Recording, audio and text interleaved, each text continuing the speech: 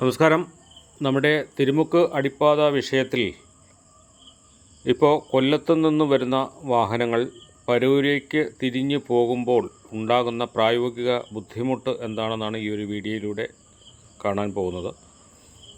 അതായത് നമ്മൾ service road വഴിയായിരിക്കും, അതായത് കൊല്ലത്ത് വരുന്ന ഹൈവേയിൽ നിന്നും മെയിൻ റോഡിലൂടെ വന്നു കഴിഞ്ഞാൽ അപ്പോൾ നമ്മൾ എക്സിറ്റ് എടുത്ത് സർവീസ് റോഡ് വഴി വേണം തിരുമുക്ക് വന്ന് വലത് തിരിഞ്ഞ് പരൂരേക്ക് കടക്കാൻ.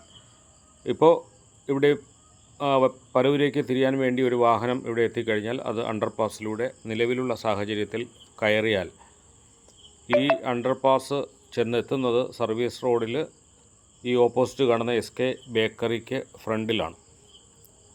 ഇപ്പോൾ സർവീസ് റോഡായിരുന്നാലും തിരുവനന്തപുരം ഭാഗത്തു നിന്നും കൊല്ലത്തേക്ക് അത്യാവശ്യം നല്ല വേഗതയിലായിരിക്കും വണ്ടികൾ വന്നുകൊണ്ടിരിക്കുന്നത്. അപ്പോൾ വണ്ടികൾ നമുക്ക് ദൃശ്യമാകണമെങ്കിൽ, ഇടതു നിന്നുള്ള വണ്ടികളുടെ വരവ് ദൃശ്യമാകണമെങ്കിൽ ഏതാണ്ട് പകുതിയോളം ഈ വണ്ടി റോഡിലേക്ക് ഇറക്കിയെങ്കിൽ മാത്രമേ അത് ദൃശ്യമാവുകയുള്ളൂ. അത് ഈ ഓവർ സ്പീഡിൽ വരുന്ന വണ്ടികളുമായി അപകടമുണ്ടാക്കാനുള്ള ചാൻസ് കൂടുതലാണ്. ഞാനിപ്പോൾ ഉപയോഗിക്കുന്നത് വാഗണറിലാണ്. ബോണറ്റിന് നീളമുള്ള വണ്ടി, ഇന്നോവ പോലുള്ള വണ്ടികളാണെങ്കിൽ ഏകദേശം റോഡിൻ്റെ പകുതിയോളം ഇറക്കിയെങ്കിൽ മാത്രമേ നമുക്ക് ലെഫ്റ്റിൽ നിന്നുള്ള വണ്ടികളെ കാണാൻ സാധിക്കും. അത് പ്രധാന പ്രശ്നം.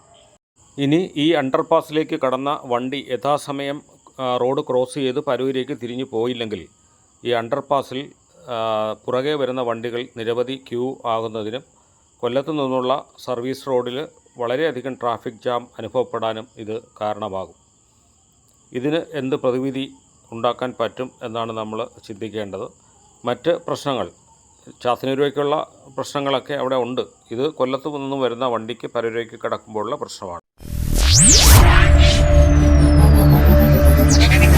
Jewel Junction Media.